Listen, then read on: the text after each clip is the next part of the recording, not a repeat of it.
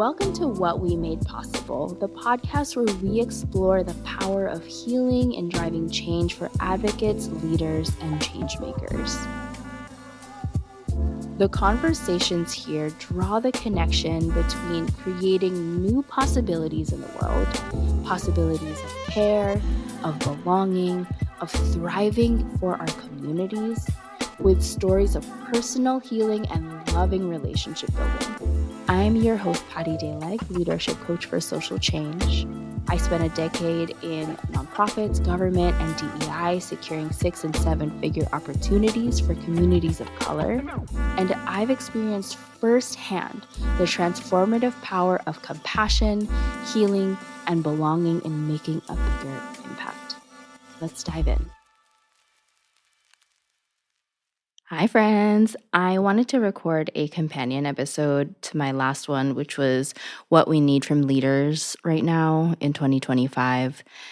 And the reason why I want to do this companion podcast or this companion episode is for funders specifically those who are funding nonprofits who do equity work and who work with communities of color, immigrant communities, coalitions, folks doing environmental work, racial justice work, the organizations that are really taking care of our people.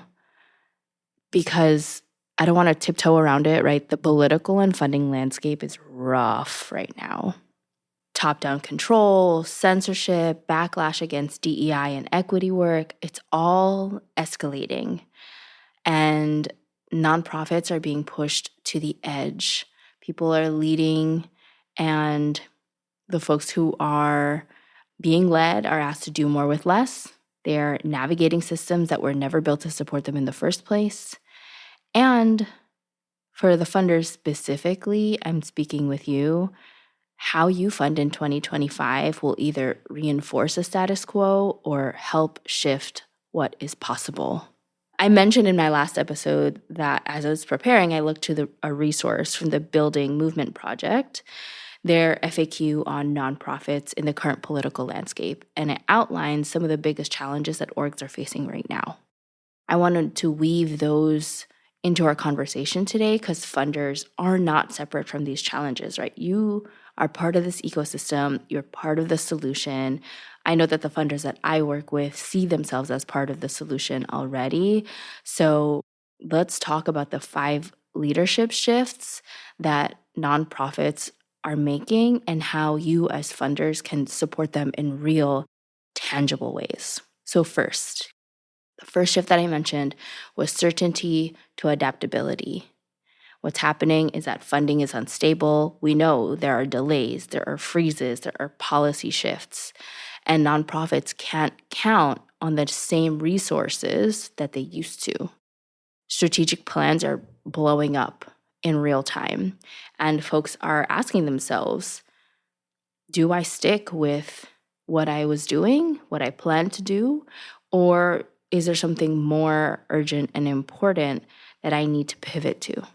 And so as a funder, we need you to offer that unrestricted multi-year funding.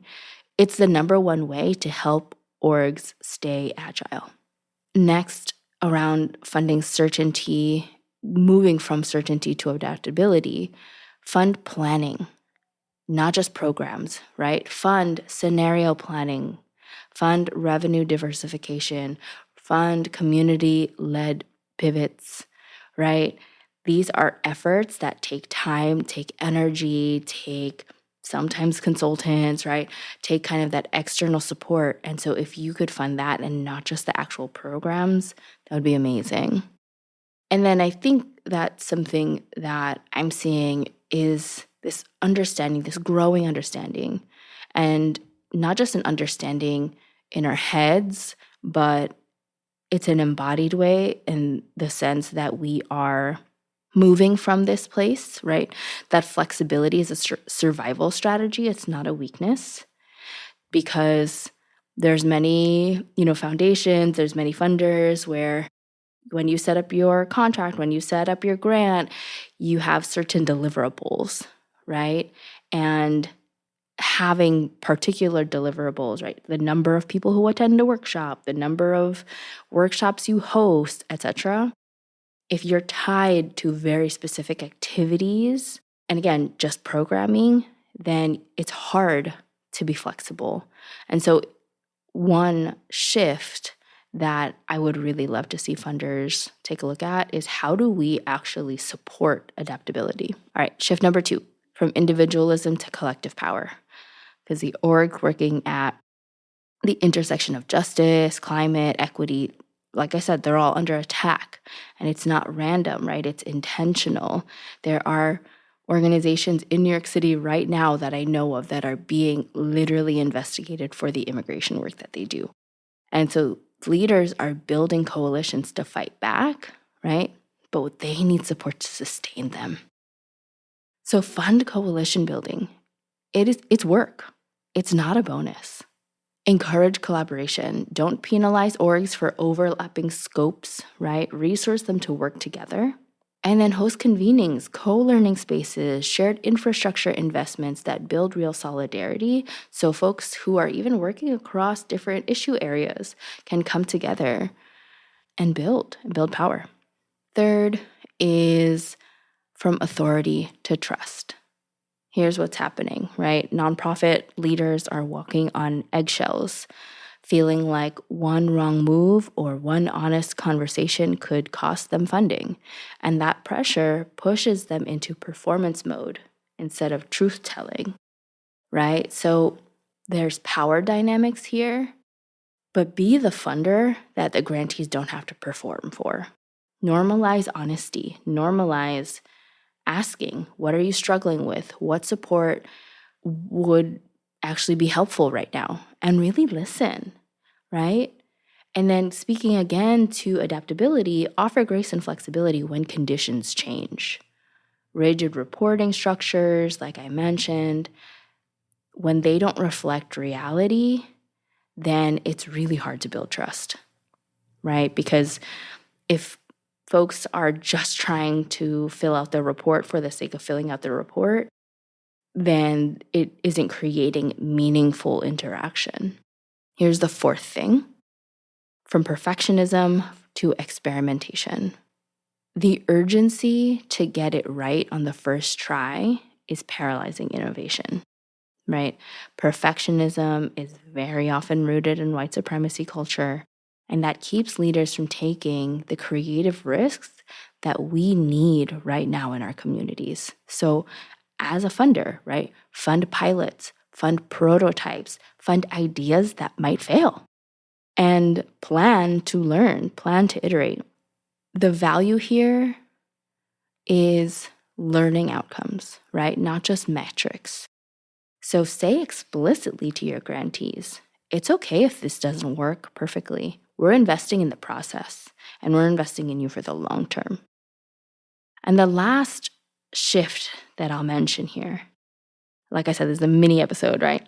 From productivity to well-being. Because right now, leaders and staff are burnt out. Not just tired, they are burnt out. People are leaving the sector too early in their careers. And many orgs are too under-resourced to prioritize rest or healing or mental health for their people. So fund well-being explicitly. Include it in your grant guidelines. Name it as essential, right? Ask about staff culture, not just program outcomes. Care about how the work gets done. Ask your grantee partners what they need to sustain their staff. I say this because there are so many leaders right now those who are up and coming, those who grew into leadership during the pandemic, those are the ones who need the most capacity building, right? Because they jumped in really fast with as much as support as was afforded to them, as much as support that was available and possible at the time when everyone was kind of doing whatever they needed to do. And they did not heal from that burnout yet. And now we have this additional crisis. So when you are setting up expectations, right, model reasonable ones. Don't push urgency culture in how you communicate or request updates. Don't just fund, again, programs, right? Not just the productivity. Because yes, our communities need the work that these orgs are doing. And also, the people who are within these orgs are very often from those communities themselves. So if you're a funder listening to this, just know the way that you show up matters. I know that there are rifts right now in the philanthropic community. Some folks are doubling down on DEI work, on immigration work, and other folks are in a hold on, in a waiting pattern, in a we'll just see what happens, right? But the way that you show up matters. Your dollars matter, and your questions, your timelines, your tone, your trust. This is a moment to ask, what kind of leadership do you want to see more of in this world? And how are you resourcing it? Not just in theory, but in practice. So let this be the year that we fund with courage, with empathy, with the understanding that care is not a compromise, it's a strategy for liberation. And if you want to keep this conversation going, feel free to reach out, share this episode with your colleagues, ask your grantee partners who you support, ask them what they really need right now, because we cannot build the future that we need with old school funding models. And we don't have time to wait. All right, thanks for listening to this mini episode. I'll see you in the next one. Thank you for listening to What We Made Possible. I really hope this episode resonated. As a coach, I always end with action steps, and so I invite you to do something, which is to pause and ask yourself, what resonated? What am I taking away? And what's possible for me and my community now? If you liked this conversation, please leave a review and a rating. It helps so much. Thanks again.